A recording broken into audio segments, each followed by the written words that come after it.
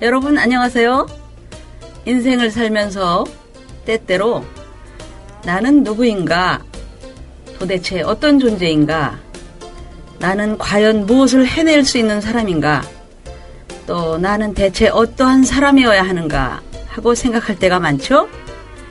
이것이 자아 정체감이라는 것인데, 이 자아 정체감은 청소년기의 가장 중요한 발달 과업이며 그 후 일생 동안 계속 발달되는 것이라 했습니다.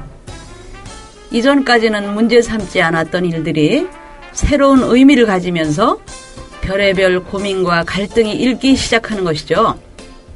그래서 올 포트는 청년기를 자기에 대한 새로운 탐색기라고 했습니다. 오늘은 프로이드의 제자이며 심리사회학자인 에릭슨이 주장하는 생애 8단계 이론을 배워보겠는데요. 자아 정체감은 생애 5단계, 즉 청년기에 가서 이루어지지만 그 앞에 발달 단계를 모르고서는 자아 정체감의 발달 과정을 깊이 이해할 수 없기 때문에 오늘은 너무나 중요한 첫 번째 단계인 유아기와 두 번째 초기 아동기에 대해 배우고 나머지는 다음 주에 이어서 배워보도록 하죠. 제1단계는 기본 신뢰감 대 불신감의 형성입니다. 인간이 가장 무력한 시기인 출생 후 1년 이내에 나타나는데, 유아는 생존이나 안전, 애정을 위해 1차적 돌봄을 주는 어머니에게 전적으로 의존하게 되죠. 이 단계에서 신체 부위 중 입이 매우 중요하죠. 에릭슨은 유아는 입을 통해 살고 입으로 사랑한다 라고 언급했습니다. 유아는 입을 통해 세상과 생물학적 그리고 사회적 관계를 맺습니다. 특히 사회적 관계인 유아와 어머니의 상호작용은 유아가 신뢰 혹은 불신의 태도로 세상을 보는 것에 대한 여부를 결정하죠.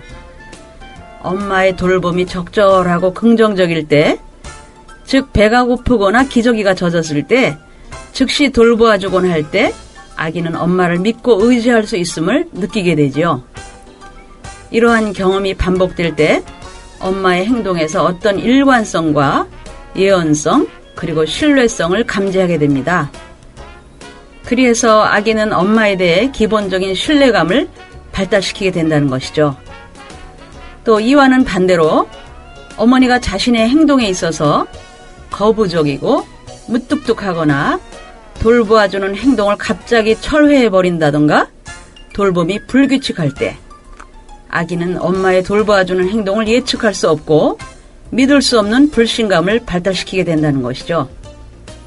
이와 같이 해서 발달되는 신뢰감과 불신감은 자기를 직접 돌보아주는 엄마뿐만 아니라 점차 다른 사람들에 대해서 그리고 자기 자신을 포함하는 온 세상에 대해서 일반화되어 가기 때문에 나중에 모든 사람들과의 관계에서 의심이 많고 두려워하며 늘 걱정을 하는 사람이 될 것입니다. 에릭슨은 엄마가 전적으로 아이에게 초점을 맞추지 않으면 불신이 발달한다고 보았는데요. 즉, 아이가 태어난 지 얼마 되지 않아서 엄마가 아이를 보모나 유아원에 맡기고 직장에 나가게 되면 아이에게 불신을 발생시킬 수 있는 위험의 소지가 있다고 했습니다.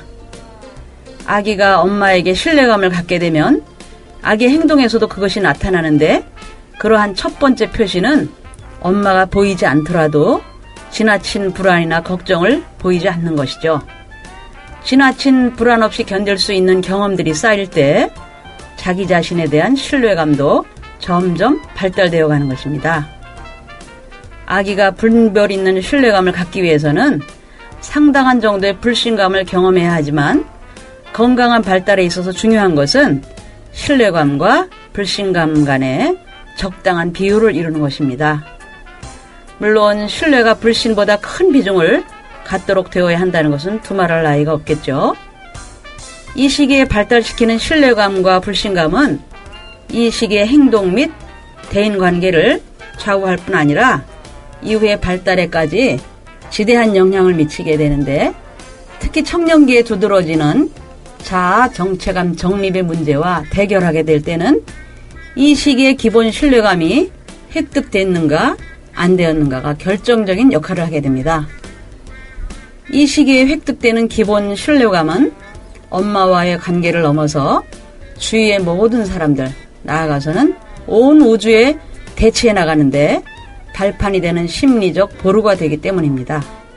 좀 다르게 표현하자면 이 시기의 기본 신뢰감은 장차 청년기에 와서 부딪히게 되는 정체감 위기에 처해서도 자기 고유성을 잃지 않고 견지해 나갈 수 있는 튼튼한 자아력, 에고 스트렝스를 키워나가는 모태가 되기 때문이죠.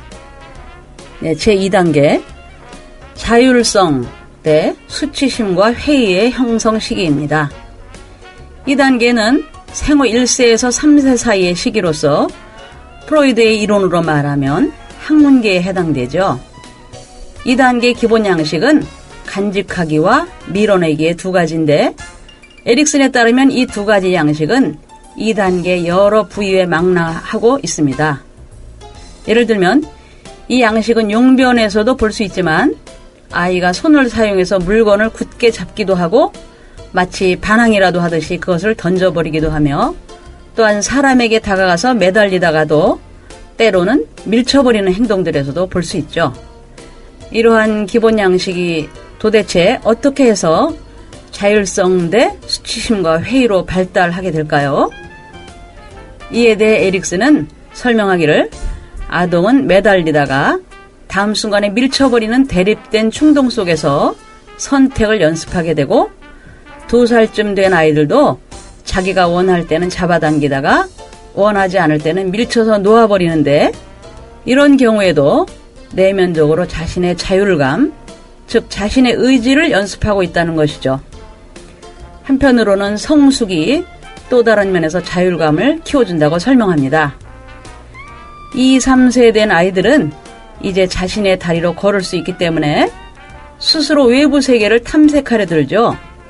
즉 걷고 기어오르고 밀고 당기며 사물을 관찰하고 소유하려 하며 보다 효과적으로 의사소통을 하기 시작하죠. 아이들은 이처럼 새롭게 개발되는 기능과 능력들에 대해 대단한 자부심을 갖게 되고 가능하면 스스로를 위해 많은 것들을 하려고 합니다. 남자아이의 경우 자주 없어지기도 하는데 그들은 어디로 갈 목표가 있어서 가는 것이 아니고 그냥 자기의 손과 발의 협응 능력과 새로운 세계의 탐색을 하기 위해 그 자체에 만족을 느끼는 것입니다. 부모들은 이때 인내심을 가지고 아이의 탐색 활동이 끝날 때까지 기다려 주어야 하며 바쁘다고 유모차에 훌쩍 싣고 가는 것은 아이의 발달에 방해를 준다는 거죠. 말을 하는 데 있어서도 그들의 자율성과 자아감을 나타내는데 내가 할 거야, 내 거야 하는 말을 자주 하는데 특히 아니야, 싫어 라는 말로써 그들의 자율의 의지를 강하게 나타내죠. 또 부모와 아이 간의 의지에 마찰이 있게 되는데 이것이 바로 본능적인 욕구에 대한 사회적 규칙의 첫 사례인 배변 훈련입니다. 아이들은 적절한 시간과 장소에서만 배설하도록 배우죠. 이때 어떤 부모는 아이들의 자율성인 성숙을 지지해주며 또 다른 부모는 훈련을 강요하고 원하는 대로 아이가 행동하지 않을 때 화를 내죠. 이러한 상황이 이 시기의 부모와 아동 간의 수많은 의지 충돌에 대한 신뢰입니다. 에릭슨은 아이가 자신의 의지를 연습하도록 허용되지 않을 때 아이는 다른 사람과의 관계에서 수치심을 느끼고 자신의 능력에 대한 의심을 발달시킨다고 믿었습니다.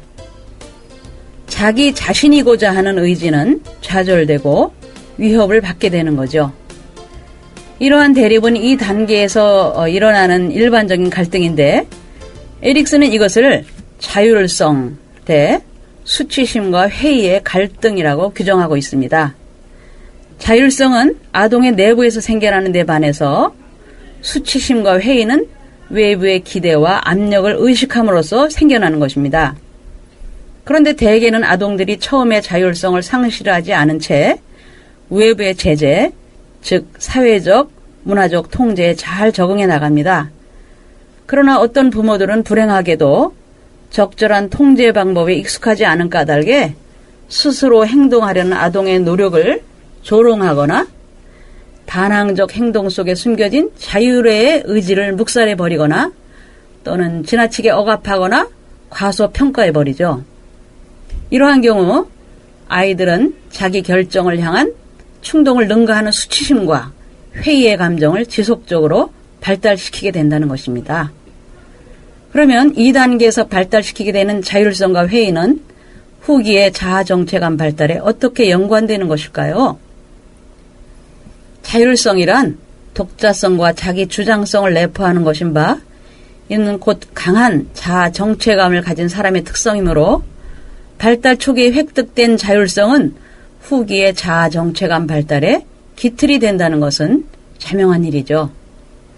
반대로 이 시기에 잘못 형성된 수치심과 회의는 긍정적이고 일관된 자아상을 발달시켜 나가는데 부정적인 역할을 하게 됩니다. 네, 그러면 오늘의 문제 상황으로 들어가 볼까요? 만 5세 우람이가 동생과 놀다가 엄마에게 오고 있네요.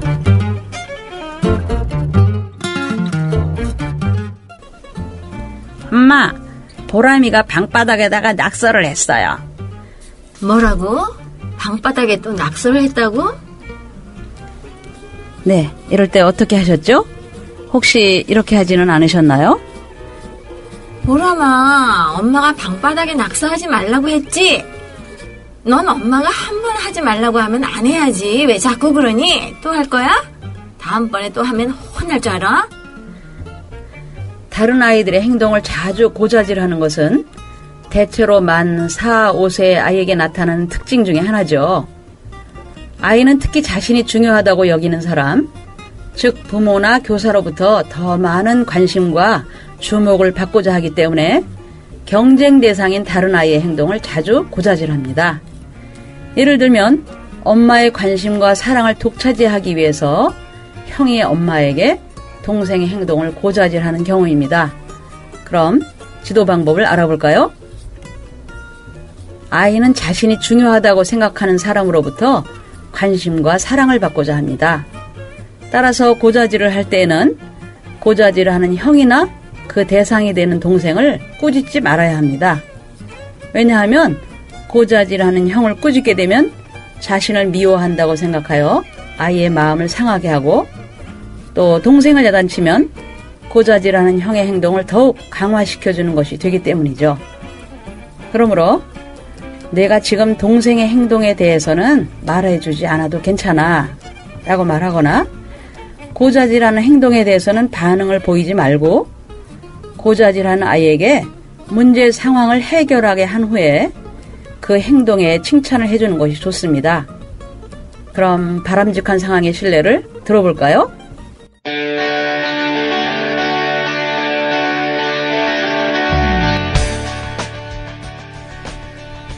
엄마, 보람이가 방바닥에 낙서를 했어요. 방바닥에 낙서를 했다고? 그럼 방바닥에 낙서를 지워야 되겠구나. 어떻게 지우면 좋을까? 네, 낙서를 했다고 할 때 너무 과민한 반응을 보이지 말고 그럼 방바닥에 낙서를 지워야 되겠구나. 어떻게 지우면 좋을까? 하고 아이 스스로 문제를 해결할 기회를 제공해주는 지혜가 필요합니다.